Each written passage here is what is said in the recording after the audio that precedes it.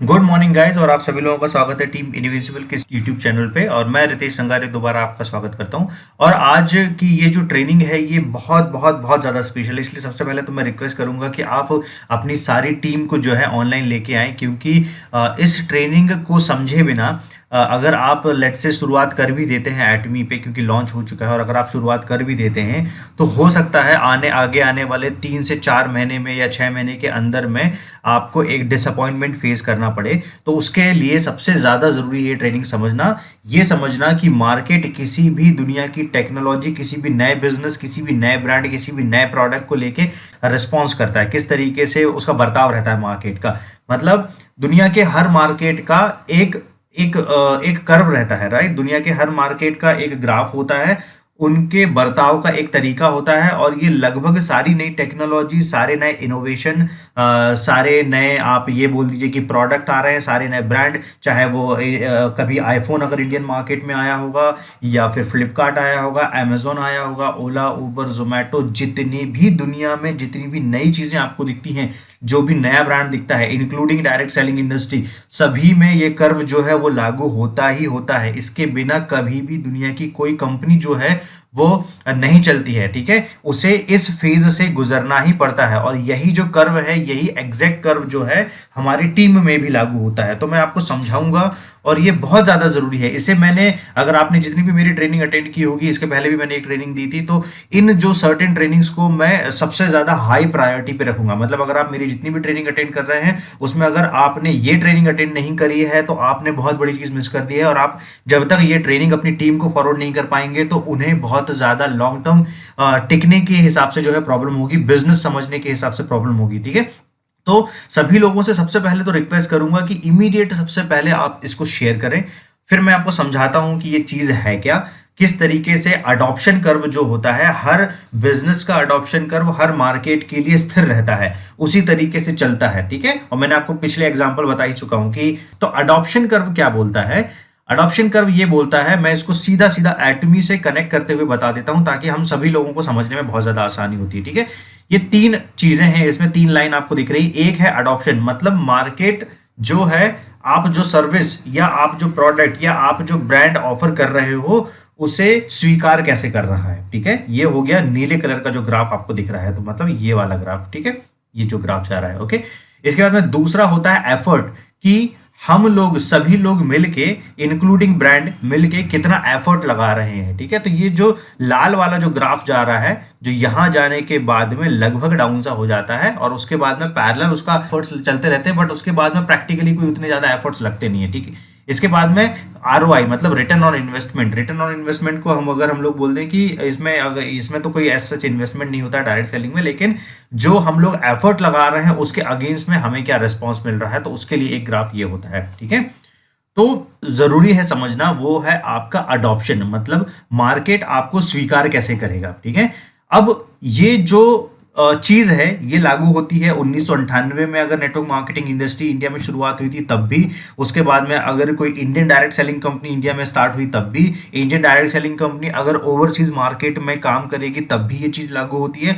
Overseas company मतलब दूसरे देशों की कंपनी जब भारत में आती है तब भी ये जो ग्राफ है वो लागू होता है। तो ये दुनिया के हर जगह पे जो है ये ग्राफ लागू होता है। अब आपको समझ में आएगा कि जब भी कोई नया ब्रांड किसी मार्केट में आता है तो आपने देखा होगा कि मैनेजमेंट और जो टॉप लेवल्स के लोग रहते हैं वो बहुत ज़्यादा काम डाउन क्यों रहते हैं, वो एकदम शांत क्यों रहते हैं, वो पैनिक क्यों नहीं होते। और अगर आपने देखा होगा कि 99.99 जो डिस्ट्रीब्यूटर्स होते हैं, 0.1%, मैं हार्डली बोलूंगा कि ऐसे 0.1% ही ऐसे लोग होते हैं जिन्हें ये मार्केट का अडॉप्शन समझता है कि मार्केट उन्हें कैसे स्वीकारेगा, इसलिए वो पैनिक नहीं होते हैं, वो आराम से चलते रहते हैं, बिल्कुल स्थिर दिमाग से चलते रहते हैं। और जितने भी जो 99% बाकी के मेंबर्स या डिस्ट्रीब्यूटर्स होते हैं या अदर सदस्य होते हैं, तो वो छोटी छोटी चीज़ों को लेके पैनिक होते हैं, क्योंकि उन्हें उस अकॉर्डिंग रिजल्ट नहीं मिलता, तो उनको लगता है कि सर ये चीज़ें काम नहीं कर रही, सर वो चीज़ें काम नहीं कर रही। तो ये जो वीडियो है ये उन सभी चीज़ों का आंसर है जिस भी प्रॉब्लम से आप गुजर रहे हैं।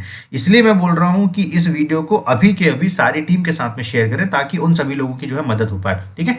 अब मैं आपको समझाता हूँ ये मैंने एक वीडियो ऑलरेडी बनाया हुआ था अडॉप्शन कर्व का, लेकिन ये एक नया वर्जन है और ये वर्जन उससे ज़्यादा बेटर और पॉलिश्ड है, क्योंकि उस टाइम पे शायद मुझे भी इतनी ज़्यादा समझ नहीं थी, लेकिन अब मैं जितना ज़्यादा सिस्टम समझ रहा हूँ उतना ज़्यादा आप लोगों को समझाने की कोशिश कर रहा हूँ, राइट। तो सबसे पहले जो कैटेगरी आती है इसमें करीब करीब 2.5% के आसपास, इसमें बोल सकते हैं 2.5 से 3% या 2.5 से 5% के आसपास जो है टोटल लोग लाई करते हैं। तो अगर हम लोग टोटल जो मार्केटिंग, नेटवर्क मार्केटिंग या डायरेक्ट सेलिंग के, क्योंकि अभी जो गूगल पे डेटा है वो पुराना है, लेकिन अगर हम लोग टोटल प्रोफेशनल डायरेक्ट सेलर्स की बात करें तो करीब करीब 1 करोड़ के आसपास डायरेक्ट सेलर्स हैं। करीब 66 लाख से, या आप बोल दीजिए 70 लाख से 1 करोड़ के बीच में डायरेक्ट सेलर्स हैं, प्रोफेशनल डायरेक्ट सेलर्स। कस्टमर्स की बात नहीं कर रहा मैं, कस्टमर्स तो जितना बड़ा मार्केट है उतने सारे कस्टमर्स हैं, लेकिन अगर प्रोफेशनल डायरेक्ट सेलर्स की बात की जाए तो इतने हैं। इन प्रोफेशनल डायरेक्ट सेलर्स के हिसाब से ही मैं ये पूरा बता रहा हूं, प्लस जो मार्केट है, बाकी का मार्केट कंज्यूमर मार्केट है, वो कंज्यूमर मार्केट किस तरीके से स्वीकारता है किसी भी ब्रांड को, उसके हिसाब से मैं आपको समझाने की कोशिश कर रहा हूं। तो जो इनोवेटर्स होते हैं, सबसे पहली कैटेगरी जो होती है ये, ठीक है, ये हम हैं सभी लोग अभी तक, मतलब 11 तारीख के पहले जितने भी लोग, जब एटमी लॉन्च हो उसके पहले जितने भी लोग हम लोग आए हुए हैं, और इनफैक्ट अभी अगले आने वाले 2 से 4 महीने तक भी जो है ये सारी कैटेगरी जो है ये इनोवेटर्स की कैटेगरी होगी। इनोवेटर्स की कैटेगरी मतलब से कोई भी टेक्नोलॉजी, कोई भी प्रोडक्ट, कोई भी ब्रांड, कोई भी सर्विसेज, जब वो उन्हें देख लेता है तो उनका डिसीजन मेकिंग पावर बहुत ज्यादा स्ट्रांग रहता है, मतलब से वो क्विक डिसीजन ले लेते हैं, राइट। कि देखा और एकदम समझ में आ गया उनको कि ओके ये अगली बड़ी चीज होने वाली है तो मुझे ये डालना चाहिए। मैं एक उदाहरण देता हूँ बिटकॉइन का, अगर आपने बिटकॉइन का नाम सुना होगा, तो बिटकॉइन में इनोवेटर्स जो आए हुए थे इंडिया के, तो पहले लोगों को डिजिटल करेंसी में इन्वेस्टमेंट वगैरह को लेकर बड़ी प्रॉब्लम हो रही थी। उन्हें लग रहा था कि ऐसा कुछ होता है क्या, कि डिजिटल करेंसी भी जो है उस इतना ज्यादा फ्लक्चुएशन होता है क्या, उसमें इन्वेस्टमेंट किया जा सकता है क्या, सब चीजें। तो जिन्होंने शुरुआती दौर में ऐसी चीजों के लिए, जैसे कुछ लोग ही रहते हैं जिनका माइंड बिल्कुल क्लियर रहता है इन चीजों को लेके, और उन्होंने बिटकॉइन जैसी आई हुई चीजों को इमीडिएट एक्सेप्ट किया और इमीडिएट दाव खेला, और उन्होंने जो दाव खेला है उसका फ्यूचर में बहुत बड़ा उनको जो है रिजल्ट देखने को मिला। कि बिटकॉइन जब इंडिया में इंट्रोड्यूस हुआ तो तब मान लीजिए कि कुछ रुपए में या चंद हजार रुपए में उसका एक बिटकॉइन की कॉस्ट रही होगी, और जैसे ही 7-8 महीने के बाद में जब तक वो इस स्टेज पे पहुंचा तब तक उसके एक एक बिटकॉइन की जो कीमत थी वो बहुत बड़ी जा चुकी थी, राइट। और उनको हैवी जो है रिटर्न्स मिल रहे थे। मैं सिर्फ ये उदाहरण देने के हिसाब से समझा रहा हूं, बाकी इसका कोई सच रिलेशन नहीं है। अब सिमिलर चीज है कि हम सभी लोग अभी हैं इनोवेटर्स। इनोवेटर्स मतलब आप बोल सकते हैं अपने आप को फाउंडिंग टीम मेंबर्स इंडिया के, ठीक है। हम सभी लोग जो है इंडियन फाउंडिंग टीम मेंबर्स हैं, ठीक है। ये लोग वो लोग होते हैं जिन्होंने एक बार देखा एटमी और एक बार उन्हें क्लिक किया और उन्हें अपॉर्चुनिटी समझ में आ गई, उन्हें समझ में आ गई कि अगले आने वाले समय में जो है एटमी बहुत बड़ी चीज होने वाली है, और उन्होंने क्विक डिसीजन ले लिया। इसमें इनोवेटर्स में बाकी सारी कैटेगरीज भी शामिल होती है थोड़ी थोड़ी, मतलब मान लीजिए कि ये 0.1% टू 0.9% के आसपास में लगभग सारी कैटेगरी शामिल होती है। मतलब ये सारी जो दूसरे फेज आने वाले हैं इन सभी के भी कुछ लोग जो है इनोवेटर कैटेगरी पे आ जाते हैं। वो कोइंसिडेंटली एक दूसरे को देख के समझ के इस तरीके से, या गलत डिसीजन उन्होंने ले लिया, उन्हें लगा था कि ये कर रहा है तो मैं भी करता हूं, इस टाइप के, ठीक है। तो अभी हम सभी लोग जो है इनोवेटर की कैटेगरी में हैं। मैं इसको इनोवेटर को हटा के सीधा सीधा बोलूंगा कि हम लोग फाउंडिंग टीम मेंबर्स हैं, ठीक है। तो आपको अभी जो भी XYZ जो भी स्ट्रगल फेस करना पड़ेगा वो जायज है, वो मार्केट के हर व्यक्ति ने किया हुआ है। इसी इनोवेटर को समझने के लिए आप ऐसे समझ सकते हो कि जब कोई व्यक्ति, जब एटमी दुनिया में पहली बार स्टार्ट हुई होगी आज से 11 साल पहले, तो इस इनोवेटर कैटेगरी में थे वो 17 व्यक्ति जिन्होंने first time mister Hengel Park sir का सेमिनार सुना था, और हेंगल पार्क सर और बाकी का मैनेजमेंट और टीम, ये सारे लोग थे इनोवेटर कैटेगरी पे। इंडियन इनोवेटर कैटेगरी में, एटमी इंडिया की इनोवेटर कैटेगरी में हम सभी लोग हैं प्री लॉन्च फेज में, राइट। इसके बाद में दूसरी जो कैटेगरी आती है ये होती है इनोवेटर कैटेगरी से ज्यादा, मतलब ये 2.5 से 3% के आसपास होती है, ये 13.5 से 15% के बीच में होती है। इन्हें बोला जाता है अर्ली अडॉप्टर्स। तो अर्ली अडॉप्टर्स एटमी के लिए क्या होगा? अर्ली अडॉप्टर्स एटमी के लिए होगा कि ये लोग देखेंगे कि क्या प्रोडक्ट जो ऑर्डर कर रहे हैं वो ऑर्डर हो रहे हैं, लोगों ने ऑर्डर किया तो उनकी कोई दिक्कत तो नहीं हो रही है। इसके बाद में देखेंगे कि क्या एटमी लॉन्च हो चुका है, राइट। लॉन्च होने के बाद में क्या लोगों को प्रोडक्ट्स मिल रहे हैं, प्रोडक्ट्स के फायदे हो रहे हैं, ठीक है। बहुत सारी चीजों को कैलकुलेशन करेंगे, और इनोवेटर कैटेगरी से इनकी जो लीडरशिप है वो थोड़ी सी और ज्यादा हाई होती है। और इनोवेटर कैटेगरी के लोगों को देखते हुए अर्ली अडॉप्टर जो है मार्केट के आ जाते हैं। ये लोग रेडी रहते हैं, ये बहुत प्रैक्टिकल डिसीजन टेकर्स रहते हैं, मतलब इन्हें ये बहुत ज्यादा सोशल इस पे बिलीव करते हैं, सोशल चीज़ों पे बिलीव करते हैं। मतलब जैसे अगर हम लोग अभी स्क्रीनशॉट्स शेयर कर रहे हैं अलग अलग, राइट, कि इन्होंने ये सर्टेन लेवल क्रॉस किया, उन्होंने वो सर्टेन लेवल क्रॉस किया, तो ये सारी चीज़ों को, ये बहुत ज़्यादा वेल कैलकुलेटिव रहते हैं, ये बहुत ज़्यादा हाई रिस्क टेकर्स रहते हैं। अब एटमी में रिस्क कुछ नहीं है, लेकिन रिस्क क्या है, जैसे 3 साल पहले लेट से कि संजय मेश्राम सर और सावस्कर सर ने स्टार्ट किया और उसके साथ में बहुत सारे और दूसरे लीडर्स ने स्टार्ट किया था, तो वो हाई रिस्क टेकर्स थे, क्योंकि जिस टाइम लोग डाउट कर रहे थे एटमी इंडिया में आएगा या नहीं आएगा, उस टाइम पे उन्होंने ये रिस्क ली थी और उन्होंने ये डिसाइड किया था कि एटमी 110% आएगा। उनका कोई इन्वेस्टमेंट शामिल नहीं था, लेकिन उनकी ये रिस्क शामिल थी कि उनकी एक इमेज जो है वो दाव पे लगी हुई थी, राइट। तो उस चीज को मार्केट ने किस तरीके से ब्रेक किया, 11 तारीख को जो है एटमी ने लॉन्च करके। तो ये हाई रिस्क टेकर्स होते हैं, मतलब ये ब्लाइंडली किसी भी रिस्क में इन्वॉल्व होते हैं, ठीक है। आप मुझे इंक्लूड कर सकते हैं, आप अपने आप को इंक्लूड कर सकते हैं, हम लोग जितने भी फाउंडिंग टीम मेंबर्स अभी इस स्थिति में जुड़े हुए हैं वो सभी इनोवेटर की कैटेगरी में। इसके बाद में अर्ली अडॉप्टर्स आएंगे कैलकुलेटेड रिस्क लेके। कैलकुलेटेड रिस्क मतलब ओके, अब तो लॉन्च हो गया है, अब तो कोई टेंशन नहीं है, अब मैं जो है देख लेता हूं। इसमें से भी कुछ लोग ऐसे रहेंगे जो वेट करेंगे, ठीक है, काफी चीजों का। इसके बाद में सबसे ज्यादा जो मेन लोग आएंगे, सबसे ज्यादा मेन जो भीड़ आएगी, सबसे बड़ी भीड़ जो आएगी वो होती है अर्ली मेजॉरिटी और लेट मेजॉरिटी की, ठीक है। अर्ली मेजॉरिटी और लेट मेजॉरिटी क्या होता है? अर्ली मेजॉरिटीज वो होंगे जो देखेंगे अर्ली अडॉप्टर्स को। ये हर कोई व्यक्ति पीछे देखता है, ठीक है। तो अर्ली अडॉप्टर्स को देखेंगे कि ओके, अर्ली अडॉप्टर्स जिन्होंने ज्वाइन किया हुआ था उनके पेमेंट बने हैं क्या, अर्ली अडॉप्टर्स जिन्होंने ज्वाइन किया तो उनको प्रोडक्ट मिले हैं क्या, ये ऑनलाइन जो प्रोडक्ट ऑर्डर हो रहा है तो क्या क्या ये सच में ऑर्डर जो है वो पहुंच जाता है, या ऑर्डर कहीं पे कोई दिक्कत तो नहीं होती। तो बहुत ज्यादा कैलकुलेटेड रहेंगे ये लोग। इनकी लीडरशिप क्वालिटी अर्ली अडॉप्टर्स की लीडरशिप क्वालिटी से थोड़ी सी कम होगी, राइट। और ये एक बहुत ज्यादा बोलना चाहिए कि पिछली जितनी भी जो चीजें हुई हैं, जो इनोवेटर्स ने और अर्ली अडॉप्टर्स ने कर चुके हैं, उन सभी की कैलकुलेशन के हिसाब से अपने निर्णय लेंगे। तो ये देखेंगे अच्छा प्रोडक्ट जो यूज कर रहे हैं उसका फायदा हो रहा है क्या, ठीक है। और भी बहुत सारी कैलकुलेशन लगाएंगे कि बहुत ज्यादा ये लोग सर्च करेंगे और डिटेल झांकेंगे, और ये लोग इतने क्वेश्चंस रखेंगे, इन्हें एक तरीके से बोला जाता है स्केप्टिक बोला जाता है, राइट। और ये स्केप्टिक आते हैं अर्ली मेजॉरिटी और लेट मेजॉरिटी के बीच में। ये आई अंडरस्टैंड ये थोड़ा सा कॉम्प्लिकेटेड हो रहा होगा, लेकिन मैं इसे इसी तरीके से समझा पाऊंगा क्योंकि इसे समझाने का कोई दूसरा तरीका नहीं है, ठीक है। तो ये जो स्केप्टिक लोग होते हैं, मतलब लेट मेजॉरिटी और अर्ली मेजॉरिटी के बीच वाले लोग, इन्हें बहुत ज्यादा डाउट होता है किसी भी चीज पे, ठीक है, कि ये करेंगे तो ये होगा कि नहीं, तो ये होगा या नहीं, इस चीज पे बहुत ज्यादा डाउट होता है। अर्ली इनोवेटर्स और अर्ली अडॉप्टर्स इस चीज को लेके बहुत ज्यादा क्लियर रहते हैं, उन्हें उनका विजन बहुत ज्यादा क्लियर रहता है, उनको पता रहता है कि ये 110% होगा, ये इस कॉन्फिडेंस से चलते हैं, राइट। और यहाँ पे जो लोग आते हैं अर्ली मेजॉरिटीज और लेट मेजॉरिटीज के बीच में, ये बहुत ज्यादा डाउट में रहते हैं, स्केप्टिक बोलते हैं, राइट। और इसके बाद में ये जो मेन मेजॉरिटी, ये करीब करीब 68 से 70% के आसपास में होती है। तो अभी आप जो मार्केट के रिएक्शन का वेट कर रहे हो, वो मार्केट के रिएक्शन आपको मिलेंगे करीब करीब 1 साल के बाद में, या हम लोग बोल सकते हैं कि कंपनी सस्टेन होने के बाद में। जैसे ही एटमी इंडिया जो है मार्केट में सस्टेन करना स्टार्ट कर देगी, तो उसके बाद में ये सब लोग आ जाएंगे। तब तक ये थोड़ा बहुत डाउट करते रहेंगे, अच्छा विदेशी कंपनी नहीं चलती है, ओके ये प्रोडक्ट चलेंगे या नहीं, हेल्थ प्रोडक्ट नहीं आएंगे। जितने भी आप जो भी ऑब्जेक्शंस देख रहे हैं, मेजर ऑब्जेक्शन इनके थ्रू फेंके जा रहे हैं, ये समझ लीजिए आप, ठीक है। अर्ली मेजॉरिटीज और लेट मेजॉरिटीज में आने वाले लोगों के थ्रू फेंके जा रहे हैं, और ये वेट कर रहे हैं, इनके पास में अपॉर्चुनिटी पहुंच चुकी है, लेकिन ये वेट कर रहे हैं कि ये सब चीजें सॉल्व हो जाए, ठीक है। और ये हमेशा कैलकुलेशन में उलझे रहते हैं। इसके पहले भी 1000 अपॉर्चुनिटीज आ चुकी होंगी, लेकिन ये उसी कैलकुलेशन में हमेशा उलझे रहते हैं कि ये होगा या नहीं, वो होगा या नहीं। तो ये हमेशा डाउट में रहते हैं, और ये मार्केट में डाउट पैदा करने की कोशिश करते हैं, ठीक है। ये अर्ली अडॉप्टर्स को भी डाउट में रखने की कोशिश करते हैं, क्योंकि उनको भी कंफ्यूजन में डालेंगे कि आपने ये किया तो ये हुआ क्या, आपने वो किया तो वो हुआ क्या, अगर ये नहीं किया तो ये होगा क्या। और ऐसे कुछ लोग जो हैं, जो ऐसे डाउट वाले लोग रहते हैं, वो इनोवेटर और अर्ली अडॉप्टर्स में भी कुछ परसेंट शामिल हो जाते हैं, 0.1% मैं बोलूंगा।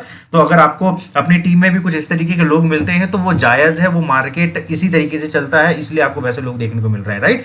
इसके बाद में अगली जो कैटेगरी आती है लेट मेजॉरिटी के बाद में, तो पूरा मार्केट जो है अर्ली मेजॉरिटी और लेट मेजॉरिटी के शामिल होने के बाद में पलटता है, राइट। अब अगर आप इन टोटल का कैलकुलेशन निकालोगे तो जो 2.5% और 13.5% ये जो है कुल मिला के ज़्यादा से ज़्यादा 15, 16 या 17% के आसपास में चीज़ें पहुंचेंगी। और मेजर मार्केट जो है, मेजर मार्केट यहाँ पे आता है, ठीक है। तो हमें इस मार्केट का वेट करना पड़ेगा। अब कब तक वेट करना पड़ेगा वो मैं आपको बताता हूँ। इसके बाद में एक कैटेगरी होती है, इसे बोलते हैं बाय स्टैंडर्ड्स। तो बाय स्टैंडर्ड्स क्या होते हैं? ये दर्शक होते हैं, ये सब देखने के लिए आते हैं, राइट। ये कौन होते हैं? ये जनरली होते हैं लेट मेजॉरिटी के आखिरी में आने वाले और लेगार्ड्स, मतलब सबसे लास्ट में आने वाले। अब लेट मेजॉरिटी के लास्ट में आने वाले और लेगार्ड्स जो होते हैं सबसे आखिरी में आने वाले, इनकी कोई डिसीजन टेकिंग एबिलिटी नहीं रहती है। ये जब पूरा मार्केट कैप्चर कर लेता है, ठीक है, जब मार्केट में हर कोई व्यक्ति उस सिस्टम को, उस टेक्नोलॉजी को, उस प्रोडक्ट को, उस ब्रांड को अडॉप्ट कर लेता है, उसको स्वीकार कर लेता है, उस टाइम पे ये लोग आते हैं। तो ये लोग एकदम भी रिस्क नहीं लेना चाहते। इनका स्वभाव ही वैसा है कि ये बिल्कुल रिस्क नहीं लेना चाहते। रिस्क मतलब से कि ये इन छोटी छोटी चीजों की रिस्क, की ये चीजें चलेंगी नहीं चलेंगी, आएगा नहीं आएगा, होगा नहीं होगा, पेमेंट मिलेगा नहीं मिलेगा, सक्सेस जो हो रही है वो लोगों की सक्सेस होगी नहीं होगी, किसी के बहुत सारे जो भी कैलकुलेशन होते हैं, टीम बनेगी नहीं बनेगी, तो ये लैगार्ड्स होते हैं। और इस तरीके के लोग जो हैं यही मार्केट को इस तरीके से ही चलाते हैं। तो आपको जो मेजर चेंज देखने को मिलने वाला है वो यहाँ पे आपको मिलेगा, ठीक है। मैंने आपको बताया सबसे पहले स्केप्टिक होते हैं, ठीक है। अब स्केप्टिक क्या होता है? जो डाउट करता है। तो स्केप्टिक की सीधी सीधी परिभाषा यही है कि स्केप्टिक हमेशा डाउट करते हैं, ठीक है। और स्केप्टिक कहां पे आएंगे मैंने आपको पहले ही बताया। अब आप अच्छे से दिमाग में ये बिठा लो, आपको जो भी परेशानियां होंगी आगे अगले 1 साल में, तो इस कारण से होंगी। मैं लॉजिकल उसके आंसर देना बिलीव करता हूं। तो ये जो है, ये जो कैटेगरी है अर्ली मेजॉरिटी और लेट मेजॉरिटी के बीच में जो कैटेगरी है, ये होती है डाउट वाली कैटेगरी, ठीक है। तो इन्हें डाउट होता है लोगों के बिलीफ सिस्टम पे। वो कहते हैं कि ऐसे कैसे बिलीव कर लिया, ये तो हुआ नहीं है, वो तो हुआ नहीं है, ऐसे ये होगा तब देखेंगे, वो होगा तब। और जब तक ये लोग स्वीकार करना स्टार्ट करते हैं मार्केट को, तब तक शायद बहुत देर हो चुकी रहती है। तब तक ऐसा रहता है लगभग पूरा मार्केट जो है कैप्चर रहता है, राइट। इसके बाद में बाय स्टैंडर्ड्स मैंने आपको बताया कि अब बाय स्टैंडर्ड को सीधा सीधा बोला जाता है दर्शक है। ये लोग क्या करते हैं कि ये मौजूद है मार्केट में, ये देख रहे हैं, इनको पता चल गया है एटमी अपॉर्चुनिटी आई हुई है, लेकिन ये कुछ होने का वेट कर रहे हैं, ठीक है। और जब इन्हें ये नहीं दिखता है तो ये कभी भी उसका पार्ट नहीं बनते हैं, ठीक है। तो ये सिंपली एक दर्शक बन के देखते रहते हैं, दूर से देखते रहते हैं, ऑब्जर्वर कहूंगा मैं तो ज्यादा अच्छा रहेगा, सिर्फ ऑब्जर्व करते रहते हैं मार्केट को, राइट। तो ये ऑब्जर्वर जो है जिन्हें मैंने एक तरीके से बताया था, वॉनरप्रेन्योर करके एक कैटेगरी मैंने डिफाइन करी थी, तो ये वो वाली कैटेगरी में आते हैं। तो ये सफल होना चाहते हैं, लेकिन ये हमेशा देखते रहते हैं मार्केट को, पिछले वाले लोगों को देखते रहते हैं। इनफैक्ट बहुत सारे जो आपको अभी अपनी टीम में बहुत सारे ऐसे लोग जो दिख रहे होंगे, तो वो गलती से बाय स्टैंडर्ड जो हैं वो इनोवेटर की कैटेगरी में आ गए हैं। इसके कारण से क्या हो रहा है, इसके कारण से ये फर्क पड़ रहा है कि आप जो एक्सपेक्ट कर रहे हैं वो एक्सपेक्टेशन के हिसाब से आपको चीजें जो है वो दिखाई नहीं दे रही है शायद से, राइट। अब इसके बाद में अगली जो कैटेगरी है, इस कैटेगरी को बोला जाता है नेसेयर्स। तो नेसेयर्स के कौन लोग होते हैं?